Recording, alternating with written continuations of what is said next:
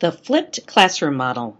This model of designing lessons is a trend that's here to stay because it actively engages students as they master content.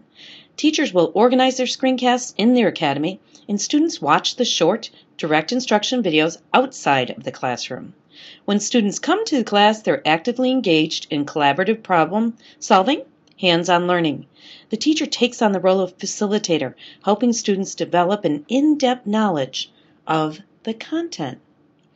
Flipped learning. This is a trend that we're seeing at all different levels. More so at the middle school and high school level than I'm seeing at the elementary, but I'm starting to see it trickle down. So, overall concept, students watch videos done by the teacher outside of class. And then when they come to class, they do more hands-on, small group, collaborative working. That's kind of the whole essence of it. So this is a great resource. If this is, wow, I've never heard of this, this would be a great place to start. This is the group of people that are using these screencasts in education. Now you're watching a screencast, and there's other lessons that you've had about creating a screencast and making your own academy. But this concept goes to the next level, and it's kind of how do you structure your lessons using these videos. That's what flipped learning is all about. Now, I like to say that Jonathan Bergman and his friend Aaron, both teachers, they were in Colorado, but they've split up, and now Jonathan is in Illinois. But I kind of call him my founder. There's some other people, Carl Fish, and some other people that might be considered founders of the flipped learning. I don't care. It works. It engages kids. So whoever we want to put as the person, but I actually have to be friends with John, so I'm going to go with him. Flip Learning, and join this network. It's free, and you can go ahead and ask questions. These people are incredible. I ran into a problem, and I went in here in one of the groups. It was solved instantly. Okay, now here's another teacher that flips his lessons, and he's awesome. I was planning a lesson. I wanted to show how to flip a lesson, and one was on photosynthesis, and I thought I could start from scratch, or I could go see if somebody else has a video out there.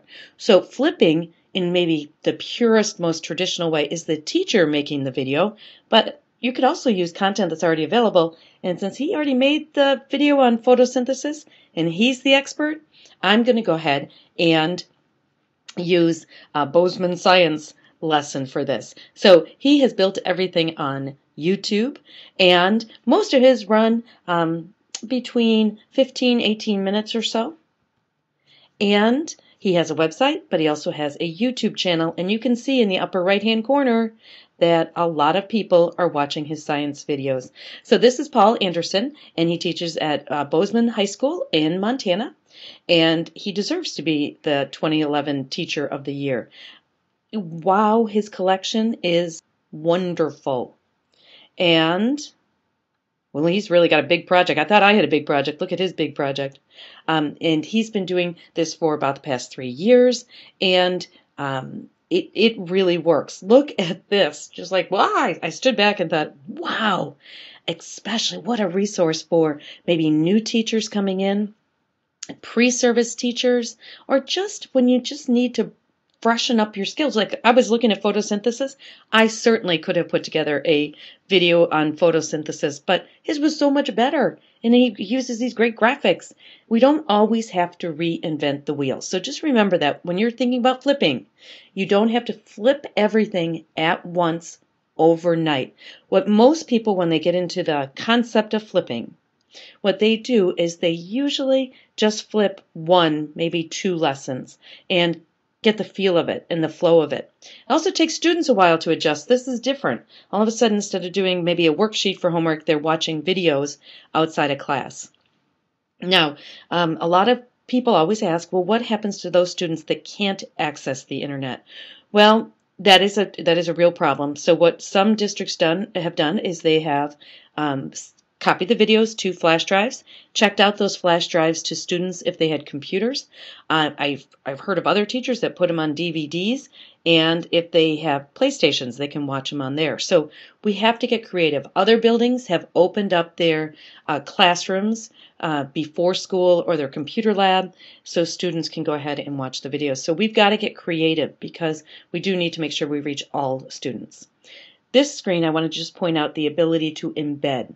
And you can embed that. What embed means is basically you're making a fancy hyperlink, and on your website, your video can pop up there. But it's living, if you can imagine that file's living on YouTube, SchoolTube, or somewhere else.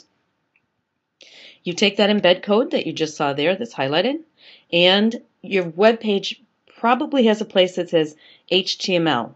And you probably avoided that because it's kind of a whole different language of the internet. But what you do is you take that code and you actually embed it into the HTML window. And then it looks like that video is playing on your website. I stumbled across this when I did a screencast search. And this is, he's doing a ton. And look at this. Who knew? There's a magazine. So I have now subscribed to this magazine, and they're great. The first thing that I read, I'm like, I didn't know that. I didn't know that. So it's very interesting. So screencasting. Now, you're listening to me doing these screencasts, and as you can hear me, they're not perfect. That's one of the most important things to remember. You want to bring your personality. You want to bring your what engages students. If you have a pet you talk about all the time, let your pet bark, whatever. But have some fun. Plan, experiment, but do not do this. You want to make these lively. The other thing, too, is short.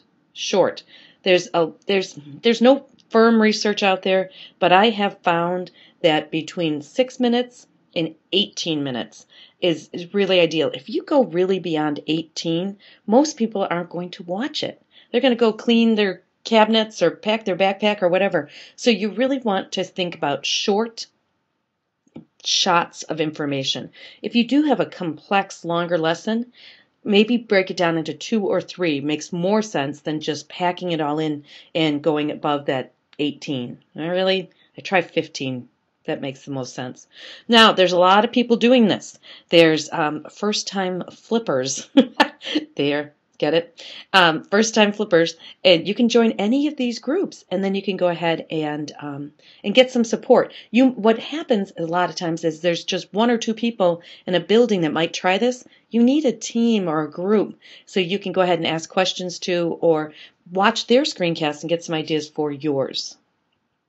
Of course, if you've listened to me before, I'm all about Twitter, and in this case, there's a number of groups on Twitter, chats, and they chat once a week on the Flip Class hashtag. You can see that at the top. So if you need support, you're maybe a first-time flipper, you can go ahead and get some support on Twitter through the Flipped Learning Networks. There's a lot of help out there for you to try this new way to design your lessons. This one, again, new to me, and this is facilitated and how to do it, and there's lessons on how you can go ahead and do this. I've covered these lessons in multiple lessons that you might have had already. One is on screencasting, how to create it. One is how to make your screencasting academy. Now, I want you to think about instructional design. They're really actually doing these lessons outside of class, then coming in and doing engaging work. Now, this is exciting. TED Ed is getting into the flipping, and you can upload your videos to TED Ed, and then you can use that as your support. But one of the cool things that I found as exploring, they're taking really talented teachers and they're matching them with professional animators. And my friend, John Bergman, that I showed you right at the beginning, that I call him kind of the founder of Flipped. I don't want to steal anybody's title if that's the case.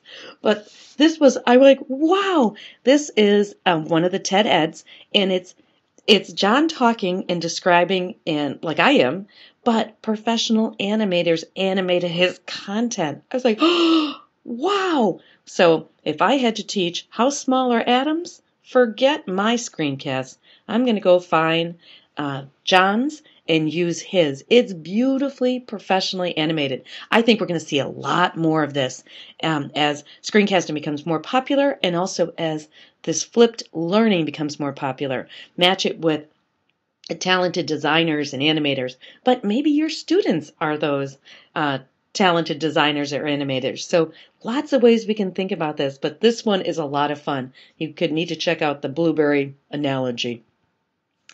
I found another group I'd never heard of, and it's the Flipped Learning Journal, and they do not only blogs, but they also create vodcasts. Now, good. I'm glad that's on there. Sometimes people call a screencast a vodcast. So if you hear that term, it really means exactly what you're watching through my series of courses. And this might be a great place for you, especially if you're in the lower grades and you want to connect with some people. This is really the flipped model is really catching on, specifically in math and science, but I could see it in everything. So look at this flipped learning. If this is coming right off this website, the Flipped Learning Journal, and then you can go ahead and collaborate. And all they did was make a spreadsheet, and people can go ahead and add to that. So there's help out there. You don't have to go this journey alone. It's an exciting one, and lots of good results are coming out of flipped classrooms. So the flipped classroom model, our goal, remember, is to engage students and extend learning beyond the classroom walls. Thanks.